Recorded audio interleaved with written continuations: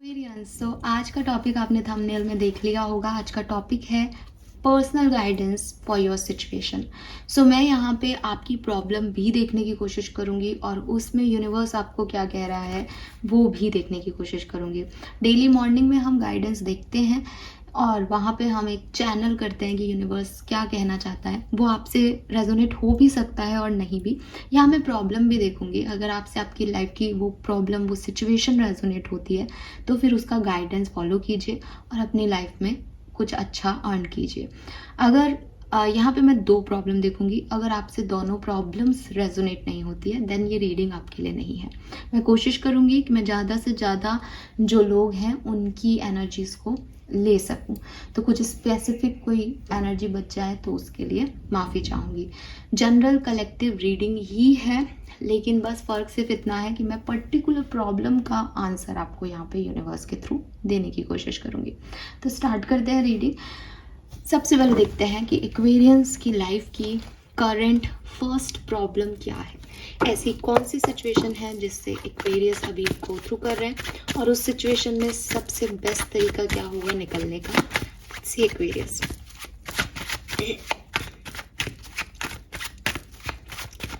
Aquarius की life की problem अभी करेंटली क्या चल रही है। Please universe, please divine power, please spirit guides, please give me the accurate message which are in our higher groups. Thank you so much. Aquarius की life की okay, we have judgement.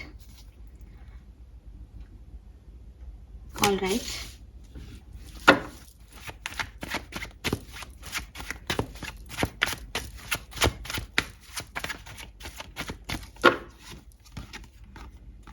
Hierophant,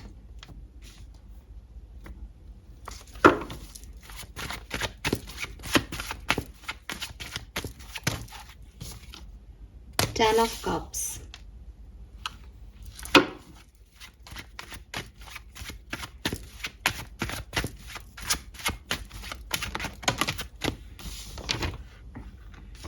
Queen of Wands, Knight of Cups,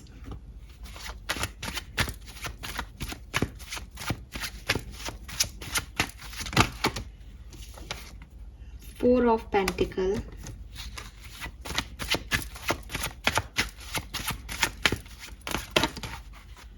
The Emperor.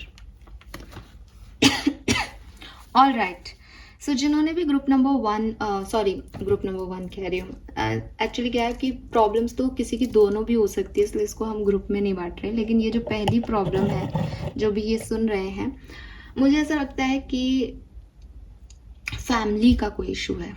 ठीक है, family, परिवार, या ऐसे लोग जिनसे आप बहुत इमोशनली कनेक्टेड हो, जिनको आप अपनी फैमिली ही मानते हो। ठीक है, या आपकी कम्युनिटी हो सकती है कि कोई जात पात का, धर्म का ऐसा कोई सिचुएशन है आपकी लाइफ में।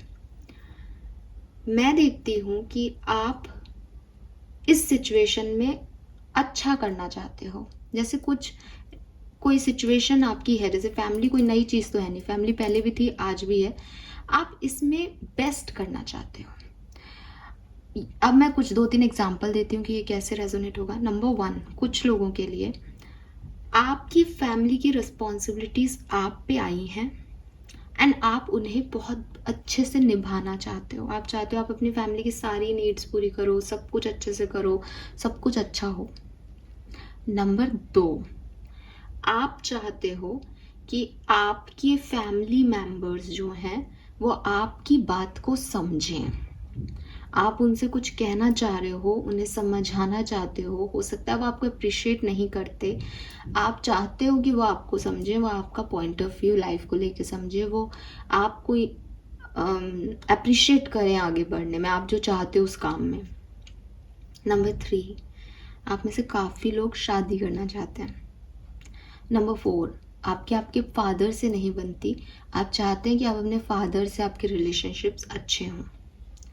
ठीक है, ये 4 चीज़ें मुझे यहाँ पे दिखती हैं आपके इश्यूज़ में। ये हर तरीके से, मैं जहाँ तक पहुँच रही हूँ, ये हर तरीके से किसी फैमिली ओरिएंटेड पर्सन की कहानी है। ठीक है, ये ऐसा हो सकता है कि आप अपने फैमिली मेम्बर से कोई बात, मतलब जो मैंने आपको सेकंड पॉइंट दिया कि आप अपनी फैमिली से अपने पैशन की जो आपकी इच्छा है वो करना चाहते हो।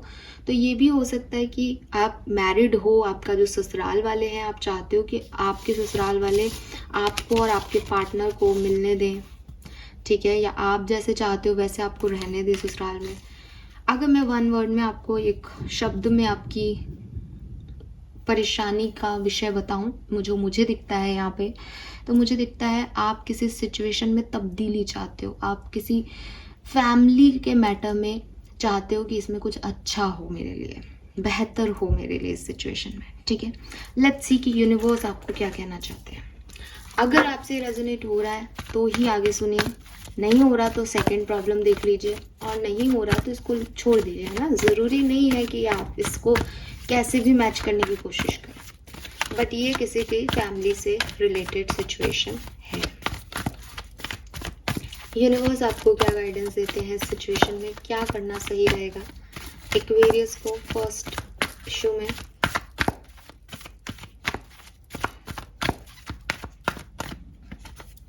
वाई,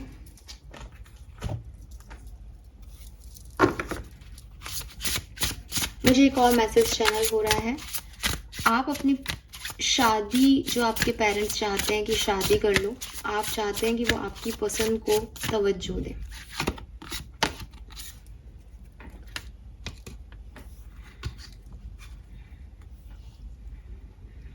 ऑल राइट, सो आपके लिए यूनिवर्स का मैसेज क्या है।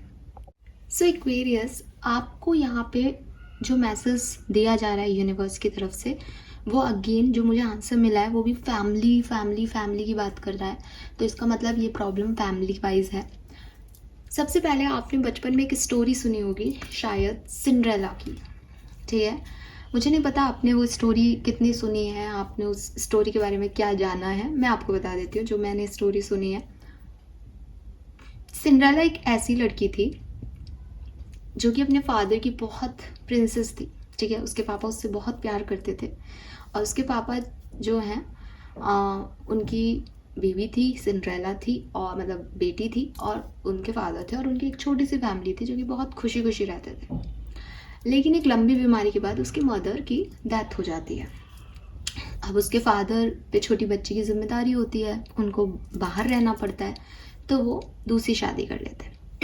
दूसरी शादी करते हैं तो दूसरी शादी जो उसकी स्टेप मदर होती है, उनसे 2 बेटियां और होती हैं उसके फादर को।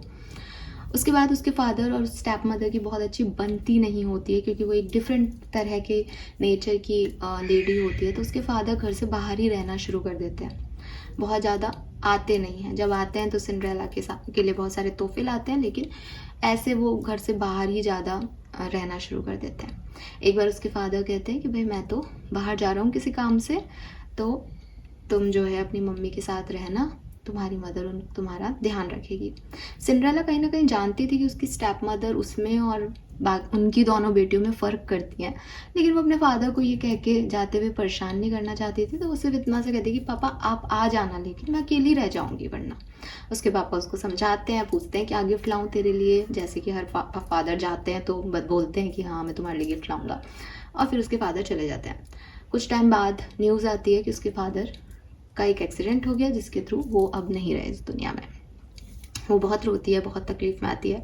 सब कुछ जो भी पैसा होता है, मकान होता है, वो स्टेप मदर की को मिल जाता है। अब वो स्टेप मदर जो अभी थोड़ा कम उसे डिस्टर्ब कर रही थी, वो उसको बिल्कुल सर्वेंट बना देती है। मतलब अपने ही घर में सिंड्रेला जो कि बड़ी बेटी है, लेकिन वो जो है वो एक सर्वेंट हो जाती है उस घर की, और वहाँ रहने लगती है उन दोनों बहनों के साथ। बहुत ज़्यादा डिफरेंस नहीं होता, वो दोनों बहनें काम कभी कुछ ड्रेस लेके आती हैं, कभी मेकअप का सामान लेके आती है, बट सिंड्रेला ये सब नहीं करती, बिकॉज उसकी मदर उसको ये करने नहीं देती। उसे अट्रैक्शन इन चीज़ों का हमेशा से रहता है, लेकिन थोड़े टाइम में वो भी यही सोचने लग जाती है कि शायद उसकी किस्मत में ये नहीं है, शायद वो ये डिज़र्व नहीं करती जो ये दोनों बहनें करती हैं। वो हमेशा अपने काइंडनेस दिखाती है, काम करती है, उसको काम करने का बहुत शौक होता है, क्रिएटिव होती है, तो अपने फटे पुराने जो उसकी मदर, स्टेप मदर उसको पूरा बहनों के कपड़े देती है, उसे पहन करके उसी को काटा छाटी करके बड़ी सुंदर सुंदर सी ड्रेसें बना लेती है।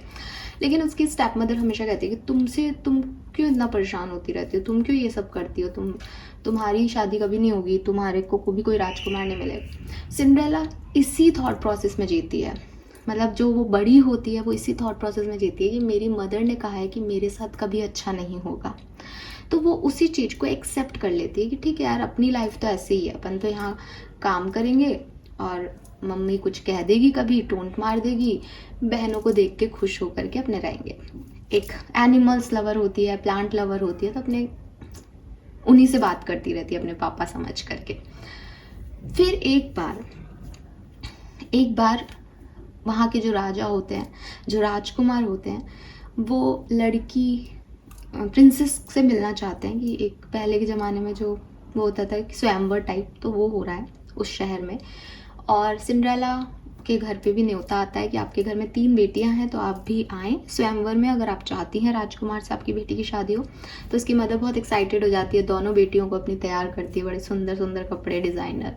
सिंड्रेला का भी मन करता है कि उसका मन राजकुमार में नहीं होता, उसका मन होता है वो घर से बाहर निकले, वो भी तैयार हो, देखे राजसी ठाट पाट क्या होते हैं।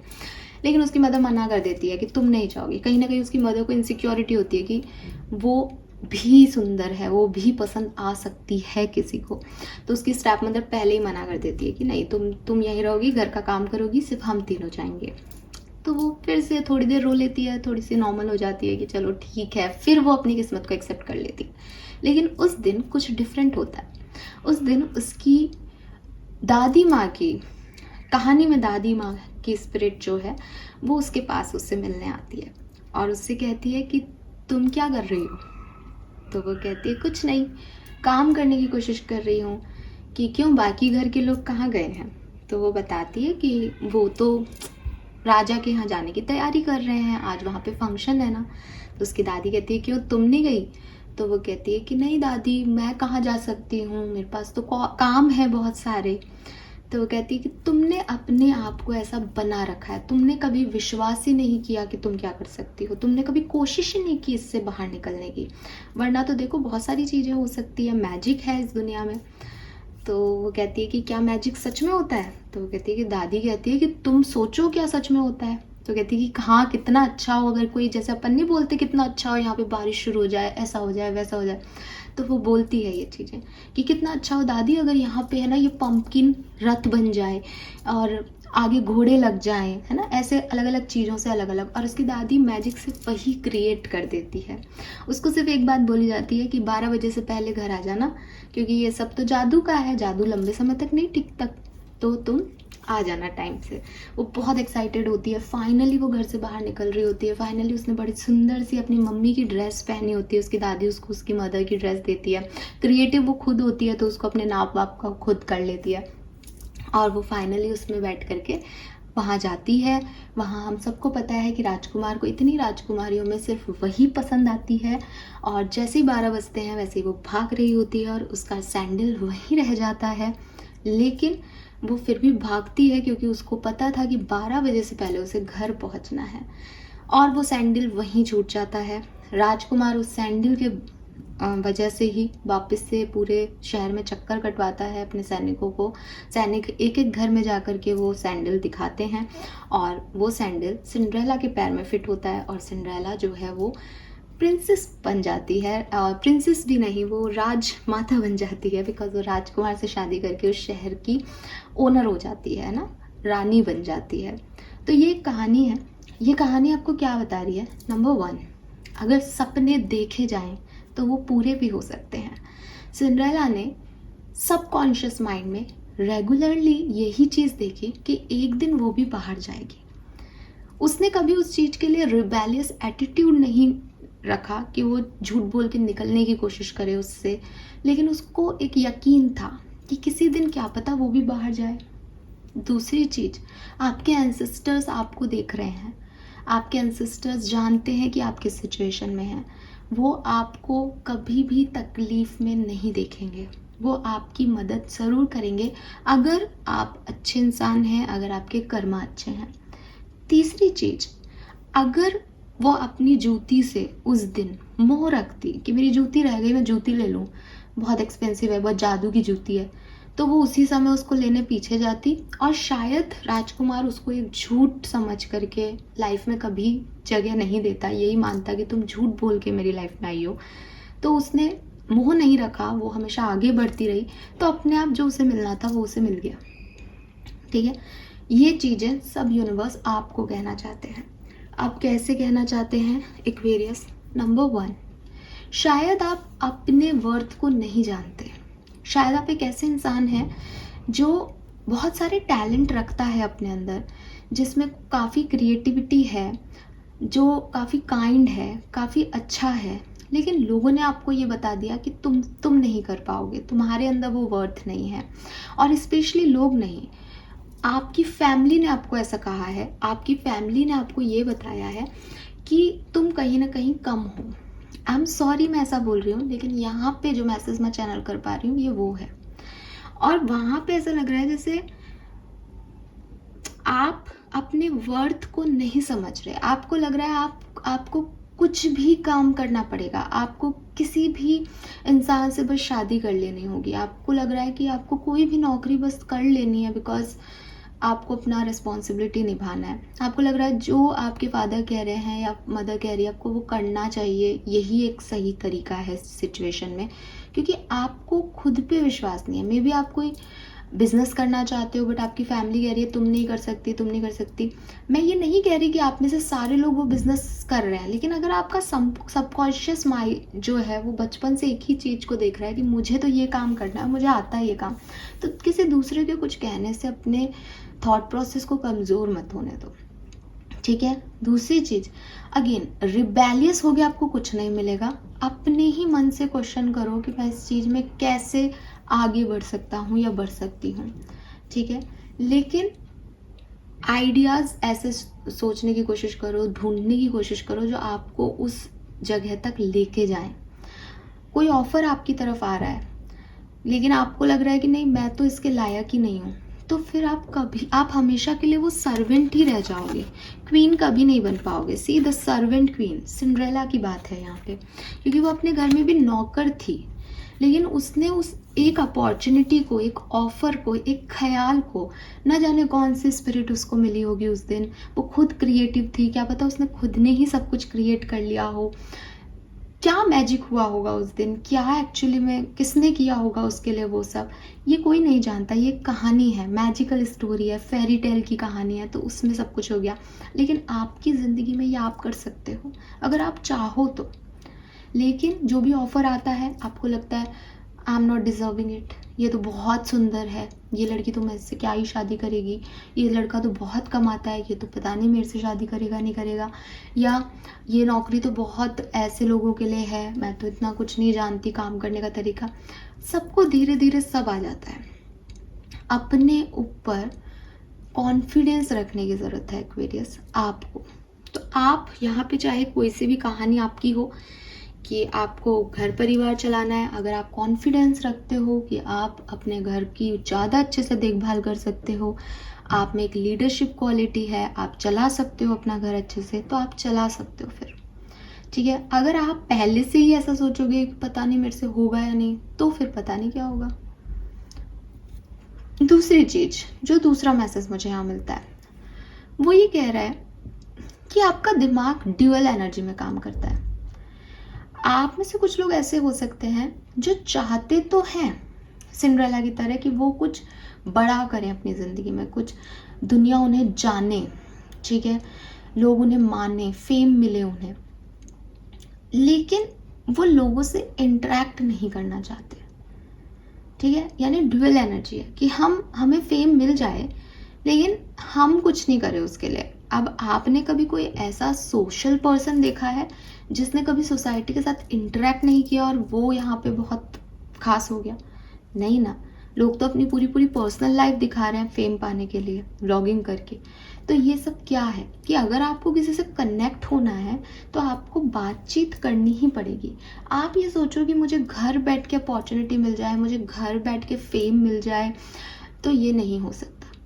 कुछ लोगों के लिए ये चीज़ ऐसे हो सकती है कि आप कुछ चाहते तो हो, आपके इंटेंशन तो है, लेकिन वो प्योर नहीं है। जैसे फॉर एग्जाम्पल, आप चाहते हो कि एक व्यक्ति जिसने आपको रिजेक्ट कर दिया प्यार मोहब्बत में, वो व्यक्ति मेरी लाइफ में वापस आ जाए, ठीक है। अंतर मन में जब आप झांकते हो तो आपको ऐसा लगता है कि उसने मुझे रिजेक्ट किया है, बस वो एक बार वापस आ जाए, मैं भी उसे रिजेक्ट करके फिर बदला ले लूँगी। तो ये क्या है, आप उससे पैचअप और रियूनियन नहीं चाह रहे हो। एक्चुअली आप चाह रहे हो कि वो रिजेक्शन जो उसने आपको दिया, वो रिजेक्शन कैंसिल हो जाए। आप उस रिजेक्शन को नहीं ले पा रहे हो, बस वो एक बार आ जाए ताकि ये रिजेक्शन वाला फेज आपका निकल जाए। ये क्या तरीका है, ये क्या चाहते हो आप यूनिवर्स से? आपको, आपका इंटेंशन पैचअप नहीं है, आपका इंटेंशन उस रिजेक्शन को कैंसिल करना है कि मैं करूँगा रिजेक्ट, या बस वो एक बार आ जाए, आखिरी बार बात कर ले हम, फिर भलाए चला जाए। तो ये ड्यूअल पर्सनैलिटी, ये जो सोच है आपकी कि आपका कॉन्शियस माइंड जो आप कह रहे हो और आपका जो सबकॉन्शियस माइंड है, उनमें फ़र्क है। ये क्वेश्चनिंग आपको अपने आप से करनी होगी इस सिचुएशन में कि आप इतना डिप्लोमेटिक क्यों हो रहे हो सिचुएशन में। आपको जो चाहिए आप उस पर काम करोगे तो आपको रिजल्ट्स मिलेंगे। आप जो कह रहे हो आप वो खुद ही नहीं चाह रहे हो, आप उसके इनडायरेक्ट इफेक्ट चाह रहे हो, तो यूनिवर्स आपको वो कैसे देगा, या फिर जो हो रहा है उसमें आप कैसे रहोगे। तो ये तो मुझे समझ में आती है ये कहानी। नाउ आपको करना क्या चाहिए इस सिचुएशन में, तो मैं आपको बताती हूँ। नंबर 1, चीज़ें, ऑफर, अपॉर्चुनिटी जो आपकी तरफ आ रहा है उसे कॉन्फिडेंस से लेना शुरू कर दो। रिस्पॉन्सिबिलिटी आ रही है तो रिस्पॉन्सिबिलिटी ले लो। कोई किसी की तरफ जाने का सोच रहे हो, जाओ कॉन्फिडेंस से। रिजल्ट क्या होगा इसके बारे में मत सोचो, और स्पेशली नेगेटिव होगा ये तो बिल्कुल मत सोचो। अपने अंदर कॉन्फिडेंस रख के निकलो, अपने वर्थ पे कॉन्फिडेंस रखो कि आपके अंदर वो मैग्नेटिक पावर है कि आप जो चाहो वो अट्रैक्ट कर सकते हो। आप दुनिया की सबसे सुंदर चीज़ें अट्रैक्ट कर सकते हो, वैल्यूबल चीज़ें अट्रैक्ट कर सकते हो, एंड डिवाइन आपके साथ है। एक सच्चा प्योर सोर्स जो चाहे वो अचीव कर सकता है, क्योंकि वो प्योर है। और दुनिया में सिर्फ गिने चुने लोगों का हार्ट प्योर है। लेकिन अगर आपके इंटेंशन ही प्योर नहीं है तो फिर ये आपके लिए गाइडेंस नहीं होगा, ठीक है। सो ये मुझे यहाँ पे आपके लिए गाइडेंस दिखता है कि आप थोड़े से ऑनेस्ट हो जाएं, अपने वर्थ पे काम करें, और एक लाइन में बोलूँ तो जो आ रहा है उसे अचीव करें, ठीक है। यस, ये ऐसा भी है कि अगेन यहाँ पे देखोगे आप, क्यूट से लोग हैं जो ले रहे दे रहे हैं, एक्सचेंज चल रहा है। सो आपकी लाइफ में जो पुराने लोग हैं, यहाँ पे भी 3 ऑफ पेंटिकल है, अगेन पार्टनरशिप की बात करता है, ठीक है। सो ये जो डर है, ये जो आप अपनी आधी बातें कहते हो, आधी मन में ही रख लेते हो, आपके इंटेंशन प्योर नहीं होते। 7 ऑफ सोर्ड्स है, कुछ छुपा छुपा करके काम करते हो, हिडन रखते हो अपने इमोशंस को, इससे निकलो। ये छुपा के रखना, बचा के रखना, किसी को कुछ कहना नहीं है, आधी बात कहनी है आधी नहीं कहनी, इस एनर्जी से निकलना पड़ेगा एक्वेरियस। जब इससे निकलोगे तो सब कुछ बराबर अमाउंट में जो है वो एक दूसरे को एक्सचेंज कर पाओगे और लाइफ आराम से खुशी खुशी बीतेगी, ठीक है। सो ये मैसेजेस मुझे आपके लिए यहाँ पे मिलते हैं। अगर आपसे ये प्रॉब्लम और ये सॉल्यूशन रेजोनेट हुआ तो प्लीज़ कमेंट सेक्शन में बताइएगा। Bye bye. लेट्स से कि सेकेंड प्रॉब्लम जिससे अभी एक्वेरियस गुजर रहे हैं वो क्या हो सकती है। सेकेंड प्रॉब्लम एक्वेरियस की लाइफ में जिससे एक्वेरियस अभी गुजर रहे हैं वो क्या हो सकती है। Emperor,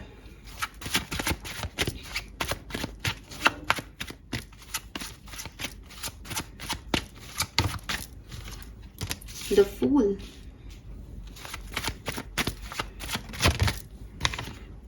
lovers,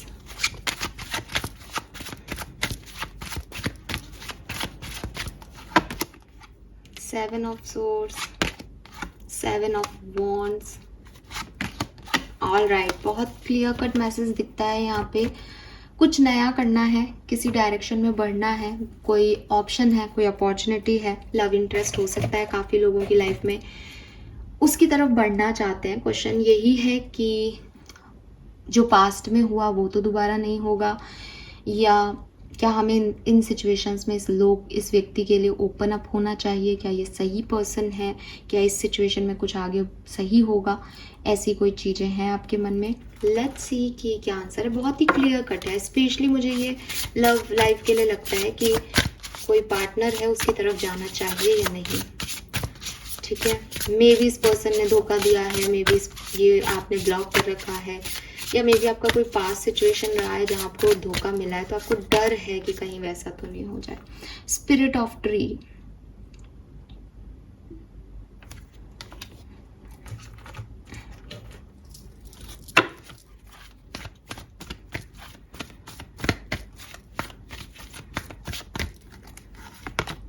the faith. तो कहीं ना कहीं आप देखोगे कि दोनों कार्ड एक जैसे हैं। बॉटम देखो, लॉयल हार्ट, ये लव लाइफ की रीडिंग है। सो यहाँ पे आपके लिए क्या मैसेजेस हैं एक्वेरियस? यहाँ पे आपको जो मैसेज दिया जा रहा है यूनिवर्स की तरफ से, वो ये दिया जा रहा है कि आप ये पूछ रहे हो कि मैं कोई नई बिगनिंग कर लूँ क्या, ये पर्सन सही है या नहीं, मैं इसमें क्या करूँ, इस सिचुएशन में आगे क्या होगा। आपको यूनिवर्स कह रहे हैं कि this is not the right time कि आप ये सब सोचें। जैसे कि मैंने यहाँ पे पहले भी चैनल किया कि हो सकता है पास्ट में धोखा मिला है, इस पर्सन से मिला है, किसी और से मिला है, पास्ट अच्छा नहीं है, पास्ट अच्छा नहीं है, और अब आप एक नई सिचुएशन में एंटर होना चाहते हो। आपको लगता है कि शायद मैं नई सिचुएशन में एंटर हो जाऊंगी या हो जाऊंगा तो मैं इस पास्ट को भूल जाऊंगा। ये ऐसे काम नहीं करेगा।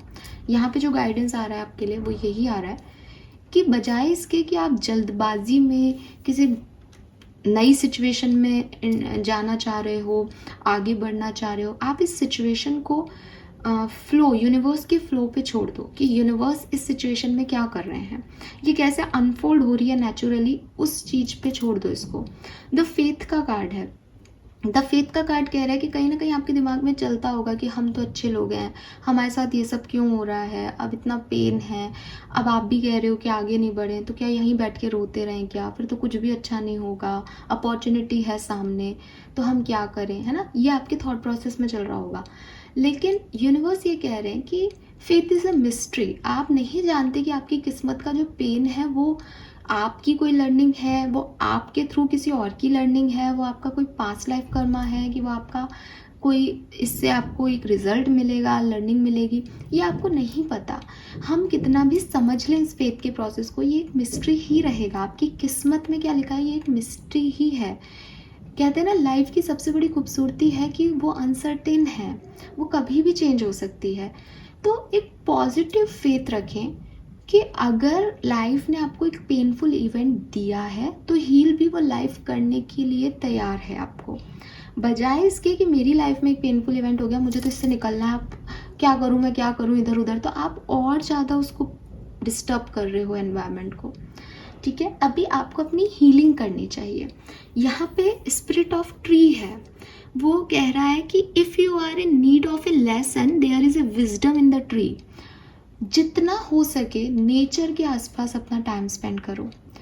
सबसे पहले अगर आप देखोगे कि इस दुनिया में सबसे पहले किस चीज़ की आइडेंटिटी थी, आप देखोगे कि पेड़ पौधे इंसानों से भी पहले आए। जब भी कभी बात की जाती है कि पहले के ज़माने में ये होता था, तो हम कहेंगे कि हम घने जंगलों में रहते थे। घने जंगल कब हुए, यानी वो पेड़ पनपा होगा, बड़ा हुआ होगा। उस पेड़ की जो सोल है, पेड़ की सोल क्यों कह रहे हैं हम, क्योंकि पेड़ लिविंग ऑर्गेनिज्म है। पेड़ ऑक्सीजन और कार्बन डाइऑक्साइड का एक्सचेंज कर रहे हैं, जैसे आप और मैं कर रहे हैं। हम सांस ले रहे हैं, इसलिए हम एक लिविंग ऑर्गेनिज्म में हैं। तो पेड़ भी एक लिविंग ऑर्गेनिज्म है। हम उन्हें वैसे देखते नहीं हैं, लेकिन दे हैव सोल्स। उनकी अपनी स्पिरिट है, उनकी अपनी सोल्स है। तो अगर आप उससे कनेक्ट होगे, आप मेडिटेशन कर रहे हो, आप किसी पेड़ के नीचे बैठ करके मेडिटेशन करोगे, पेड़ पौधों के आसपास बैठ करके मेडिटेशन करोगे, आपको ज़्यादा अच्छे रिजल्ट्स मिलेंगे। आपको यूनिवर्स यही कह रहे हैं कि अभी आपको आगे बढ़ने में, फ्रेश स्टार्ट करने में, आपको किसी तरफ जाना चाहिए, नहीं जाना चाहिए, इन सब के जवाब है नहीं। आपको कुछ नहीं करना चाहिए, आपको अपनी हीलिंग करनी चाहिए और वेट करना चाहिए कि सामने से आपकी तरफ क्या आ रहा है। ठीक है, वेट करो एक्वेरियस कि सामने से क्या आता है। खुद से कोई भी इनिशिएटिव लेना आपके लिए बेकार रहेगा इस पर्टिकुलर टाइम पे। और अपनी हीलिंग के लिए आप पेड़ पौधों के साथ टाइम स्पेंड करें, मेडिटेट करें, आपके इनर सेल्फ से कुछ आंसर्स लेने की कोशिश करें। इस चीज़ को समझें कि उस पेड़ की सोल में आपसे ज़्यादा इंटेलिजेंस है, उसके पास आपसे ज़्यादा एक्सपीरियंस है, और उससे पूछें, अपने स्ट्रेस को, अपनी जल्दबाजी को उसको देने की कोशिश करें। डीप ब्रेथ करें, समझने की कोशिश करें कि दुनिया आपसे क्या चाहती है, यूनिवर्स का प्लान आपके लिए क्या हो सकता है। इन सब मटेरियलिस्टिक चीज़ों की बजाय आप एक विजडम को अर्न करने की कोशिश करें, ठीक है। और अभी जो आपकी लाइफ में इम्पॉर्टेंट है वो है ये स्टिलनेस। जैसे पेड़ है, एक ही जगह खड़ा रहता है ना। आपको भी उस स्टिलनेस, उस पीस की ज़रूरत है फ़िलहाल। आपको इधर उधर भागने की ज़रूरत नहीं है, आपको जल्दबाजी में कोई भी एक्शन लेने की ज़रूरत नहीं है। कुछ भी कहीं नहीं जा रहा है अभी आपके लिए, ठीक है। नेचर आपको क्लिंस करेगी, क्योंकि आपने बहुत ज़्यादा समय किसी टॉक्सिक एनवायरनमेंट में बिता लिया है। तो अब आप में वो क्षमता नहीं है, अब आप में वो ताकत नहीं है कि आप अभी किसी चीज़ में आगे बढ़ सको। अगर आप कोशिश भी करोगे तो फेल होगे, ठीक है। तो आपको यही कहा जा रहा है कि थोड़ा सा आपको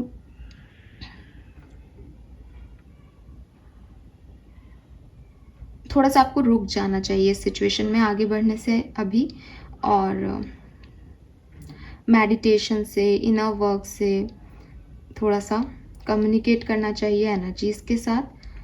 अगर आप ब्रेक लेना चाहें कि मुझे एक ब्रेक की ज़रूरत है, तो भी आप कहीं ब्रेक लेकर के जाओ। जल्दबाजी मत करो। पेड़ से सीखो कि पेड़ कैसे धीरे धीरे ग्रो करता है, अपनी जड़ों को मजबूत करता है, रूटेड होता है।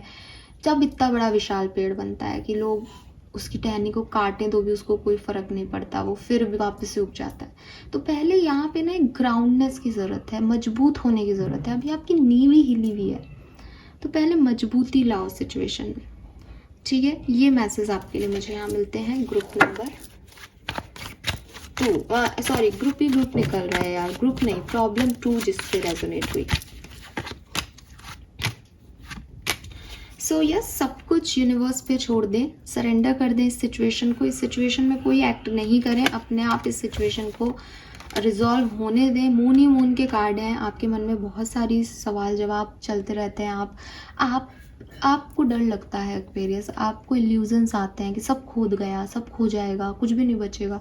प्लीज़ इन सब चीज़ों से बाहर निकलें, डिवाइन एनर्जीज़ पे फोकस करें, रूटेड होने की कोशिश करें, अपने रूट चक्रा पे फोकस करें, ठीक है। रूट चक्रा का मेडिटेशन करें, पेड़ के नीचे बैठ के, पेड़ के आसपास बैठ के, क्योंकि वो रूटेड है, वो बड़ा है, और मतलब बड़ा विशाल का है पेड़, ठीक है। यस, बाकी अपनी किस्मत पे विश्वास रखें, दैट्स ऑल। ये आपके लिए मैसेज आ रहा है। तो होप गाइस कि आपसे रेजोनेट करेगा। मुझे बताइएगा कमेंट सेक्शन में ग्रुप प्रॉब्लम 2 किसकी थी और कितना रेजोनेट कर पाए आप इनसे। Bye bye.